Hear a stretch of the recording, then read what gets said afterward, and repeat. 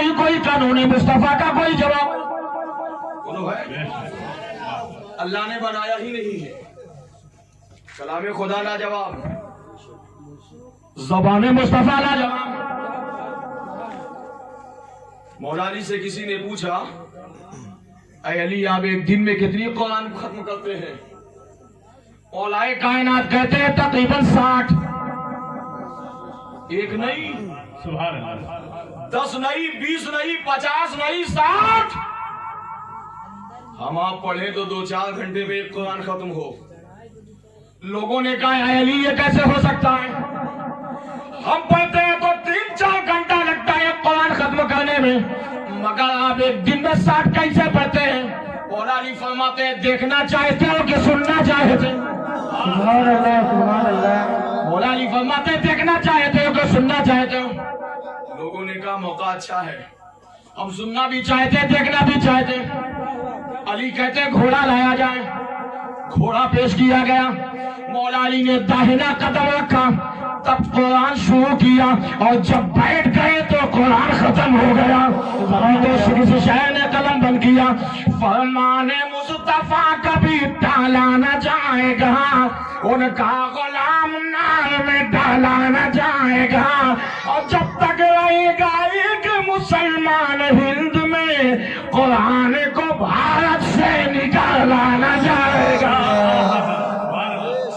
نعرہ تکبیر، نعرہ رسالت، جشن عید میلاد النبی، مسلک اعلیٰ حضرت فیضان تاج الشریعہ، نعرہ تکبیر، نعرہ رسالت، خواجہ کا ہندوستان، نعرہ غوث، حسین اعظم، نعرہ رسالت، یا رسول اللہ۔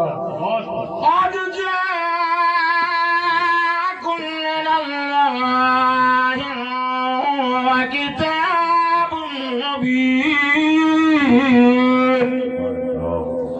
اللہ کی جانب سے ایک نور آیا، نہ تو نور آنے والے کا کوئی جواب ہے، نہ ہی بھیجنے والے کا کوئی جواب، اور جس امتی کے لیے یہ نور آیا اس امتی کا بھی کوئی جواب نہیں۔ میں اپنے کلیجے کی طاقت نکال رہا ہوں، آپ 15 گرام کی زبان نہیں لا سکتے ہو۔ یہاں نہیں بولو گے تو کہاں بولو گے؟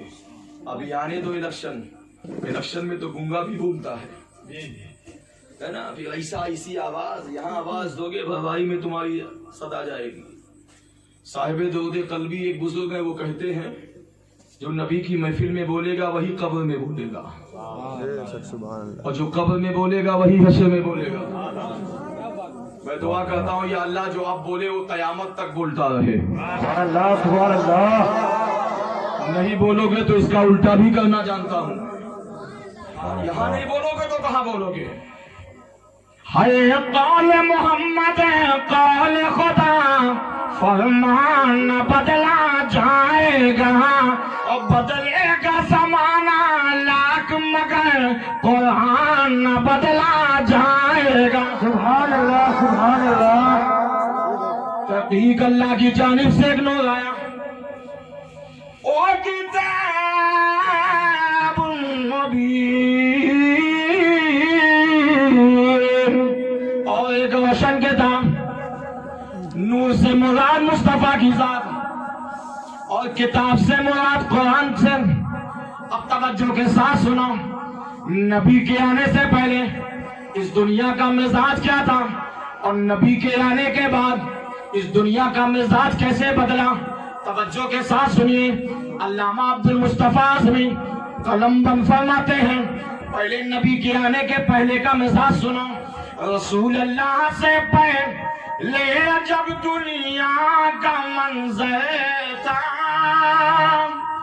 بتوں کی جائیں اس خلیل اللہ کا گھر تھا، وہاں پر آگ پانی خاک کو مسجود سمجھے تھے، وہاں لاتو حبل کو ہی بشر معبود سمجھے تھے، نہ وہ دنیا سے ڈرتے تھے نہ وہ عقبہ سے ڈرتے تھے، جو ہوتی لڑکیاں پیدا تو زندہ دفن کرتے تھے، اور بڑھا جب حد امکان سے ظلم اس خالق کو جو شایا،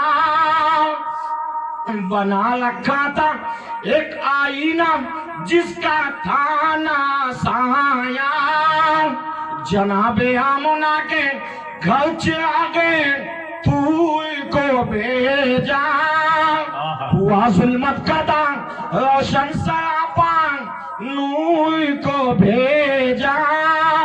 یہی دنیا کا انسان اپنے مکان سے باہر نکلتا، اگر مکان سے نکلنے کے بعد اگر آسمان کو دیکھ لیتا نبی کے آنے سے پہلے، تو یہی دنیا کا انسان بول دیتا اے آسمان تو ہمارا معبود، اور آسمان کو دیکھنے کے بعد یہی انسان جب سورج کو دیکھتا اے سورج تو ہمارا معبود، اور سورج کو دیکھنے کے بعد یہی آدمی جب کسی چاند پر نظر پڑتے تو یہی آدمی بولتا اے چاند تو ہمارا معبود، اور چاند کو دیکھنے کے بعد یہی آدمی کی نظر جب کسی ہمالیہ پروت پر جاتی اے ہمالیہ تو ہمارا معبود، اے آسمان تو ہمارا معبود۔ کسی بہت بڑے درخت کو دیکھتا یہی آدمی بول دیتا اے درخت تو ہمارا معبود۔ اور کعبے کا تو معاملہ یہ تھا، کعبے کے اندر 360 ایسے بت رکھے تھے جن کا نام تھا کسی کا لات، کسی کا ہبل، کسی کو منات، اور نام یہ تھا شمبا کا خدا یہ ہے، شمبا کا خدا یہ ہے، ایک شمبا کا خدا یہ ہے، جو شمبا کا خدا یہ ہے،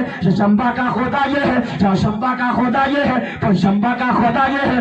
کعبہ کا تو یہ حال تھا، اور لڑکیوں کو زندہ دفنانے کے لیے باپ ظالم اپنے بیٹی کو کہتا اے بیٹی چلو ایک جگہ چلنا ہے، کہیں دعوت میں چلنا ہے، بیٹی کو پکڑ کر لے جاتا، اور لے جانے کے بعد جو کہتا بیٹی ٹھہر جا ایک گڑھا تیار کرنا ہے۔ اب بیٹی کہتی ابا جان یہ گڑھا کس لیے ہے؟ کہا ضروری کام ہے۔ بیٹی کہتی ہے ابا جان لا تیرے ساتھ میں بھی مدد کروں۔ اب باپ گڑھا تیار کر رہا ہے، بیٹی مٹی نکالتی جا رہی ہے۔ باپ ظالم لڑکی کو دفن کرنے کے لیے، لڑکی کو گاڑنے کے لیے گڑھا تیار کرتا ہے، اور تیار کرنے کے بعد یہی انسان اپنی بیٹی کی زلفوں کو پکڑ کر گھسیٹتا ہوا لے جاتا، اسی گڈھے میں گاڑ دیتا۔ جب آدھا دھڑ گڑ جاتا خالی سر باقی رہتا، وہ بچی کہتی ابا جان کہیں آپ کو تکلیف تو نہیں ہوئی، کہیں آپ کو درد تو نہیں ہوا، لیکن ایک بات بتاؤ میری خطا کیا ہے، میرا عذر کیا ہے، میری پریشانی کیا ہے؟ میں نے آپ کو تکلیف دیا تو میں قسم کھاتی ہوں آج کے بعد سے آپ کو میں تکلیف نہیں دوں گی۔ اگر میں نے آپ سے پیسہ مانگا ہے آج سے میں قسم کھاتی ہوں آپ سے پیسے کا بھی مطالبہ نہیں کروں گے۔ اگر میں نے کپڑا مانگا ہے تو میں نے آپ سے عہد کر لیا آپ سے کپڑا بھی نہیں مانگوں گی۔ مگر یہ باپ جان مجھے زندہ گاڑا کیوں جا رہا ہے؟ مگر باپ ظالم اپنی بیٹی کی آہو بکا نہ سنتا، باپ ظالم اپنی بیٹی کی فریاد نہ سنتا، کہتا امی جان سے میں آج کے بعد، بیٹی کہتی ممی جان میری خطاؤں کو معاف کر دینا۔ اللہ اللہ بیٹی آہو بکا کرتی، بیٹی کہتی اے خالق کائنات، اللہ کی بارگاہ میں عزا پیش کرتی اور دل سے آہ نکال دی اے مولا وہ کب آئے گا جس کے آنے سے ہمیں زندہ دفن کرنا بند کر دیا جائے گا؟ وہ کب آئے گا جس کے آنے سے ظلم کی ہوا اور رحمت میں بدل دی جائے گی؟ اے مولا وہ کب آئے گا جس کے آنے سے کائنات میں انقلاب پیدا ہو جائے گا؟ اے مولا وہ کب آئے گا؟ اچانک ایسے ماحول میں 12 ربیع الاول کی 12 تاریخ بروز دوشنبہ صبح صادق کے وقت سردار قریش حضرت عبد المطلب کے خاندان میں ایک بچہ پیدا ہوتا ہے جس کا نام محمد ابن عبداللہ ہے۔ میرے آقا کی آمد ہوتی ہے، مکے کی گلی گلی مہکنے لگی ہے، مکے کا قصبہ قصبہ مہکنے لگا ہے، مکے کا ذرہ ذرہ مہکنے لگا ہے، مکے کی وادیاں مہک رہی ہے، مکے کا جنگل جنگل مہک رہا ہے، مکے کا صحرا صحرا مہک رہا ہے۔ مکے میں انقلاب پیدا ہو گیا۔ کل تک جو گلیاں سوکھی نظر آ رہی تھی نبی کی آمد ہوئی، وہ گلیوں میں بہار آ گئی۔ جو کھیت سوکھ رہے تھے نبی کے آنے سے کھیتیوں میں ہریالی چھا گئی۔ جن جانوروں کے تھن دودھ سے خشک ہو گئے تھے مصطفیٰ کی آمد ہوئی، ان جانوروں کے تھن دودھ سے شرابور ہو گئے۔ مکے میں انقلاب آ گیا۔ لوگوں نے تعجب سے ایک دوسرے سے پتہ لگانا شروع کیا اتنی جلدی مکے میں انقلاب کیسے آ گیا؟ مکے کے لوگ تو قحط سالی کے شکار تھے، مپاری کے لیے دعائیں مانگ رہے تھے۔ کل تک جو گلیاں سوکھی تھی آج وہ گلیاں بھیگی نظر آ رہی ہیں۔ جب پتہ لگایا مکے کے بڑے بڑے رئیسوں نے تو معلوم ہوا सरदार कुरैश हजरत अब्दुल मुत्तलिब के घर में एक बच्चा पैदा हुआ है जिसका नाम मोहम्मद इब्न अब्दुल्ला है और जिसकी पैदाइश से आज पूरा मक्का महक रहा है। मक्के का जंगल जंगल महक रहा है, मक्के की वादियां महक रही है, मक्के का चरा चरा महक रहा है। लोग सरदार कुरैश हजरत अब्दुल मुत्तलिब के घर में ज़ौक़ आने लगे, मुबारकबाद देने लगे। ये सरदार कुरैश कितना लाजवाब बच्चा है जिसकी आमद से मक्के में इनकलाब पैदा हो गया, जिसकी आमद से कायनात में बाहर आ गई, जिसकी आमद से मक्का रोशन हो गया, जिसकी आमद से मक्की बीनी बीनी खुशबू महकने लगे। जिसकी आमद का ये आलम है उसकी जवानी का आलम क्या होगा, उसके आगे का आलम क्या होगा। तो सरदार कुरैश फरमाते हैं ये लोगों तुमने तो इतना ही देखा है कि मक्के की गली गली महक रही है, मक्के की आबो हवा महक रही है, मगर सरदार कुरैश अब्दुल मुत्तलिब की नजरों ने अभी अभी जो एक नई बात देखी है वो तुमने किसी ने नहीं देखा होगा। मक्के वालों ने कहा ए सरदार कुरैश आपने क्या देखा? कहा अगर मैं बोल दूंगा तो तुम भी झूमने लगोगे, तुम भी दीवाने की तरह झूमने लगोगे। कहा बताओ तो क्या देखा है? कहा जानना चाहते हो? कहा हाँ। कहा सुनो सुनो, काबे का ये दस्तूर था, मक्के का ये मामूल था कि जब बच्चा या बच्ची पैदा होती, पैदा होने के कुछ लम्हे बाद दाई हलीमा या दाइयों को बाद में दिया जाता, पहले खाने काबा का तवाफ कराया जाता। सरदार कुरैश हजरत अब्दुल मुत्तलिब फरमाते हैं मैंने उसी को दस्तूर के मुताबिक, यही मामूल के मुताबिक मैंने मोहम्मद इब्न अब्दुल्ला को लिया और लेने के बाद खाने काबा के तैयार के लिए, खाने काबा का तवाफ के लिए मैं भी चलने लगा। जब तक मैं चल रहा था, धीरे धीरे चल रहा था, मधम मधम चल रहा था, जब तक कोई बात नहीं, दीवाने की तरह, मस्ताने की तरह मैं झूमता जा रहा था, तब तक कोई बात नहीं। लेकिन जैसे ही काबे पर नजर पड़ी, जैसे ही काबे को मैंने देखा, अब अब्दुल मुत्तलिब को फैसला करना दुश्वार हो गया कि मैं काबे को जा रहा हूँ या काबा खुद मेरी तरफ आ रहा है, या काबा खुद मेरी तरफ।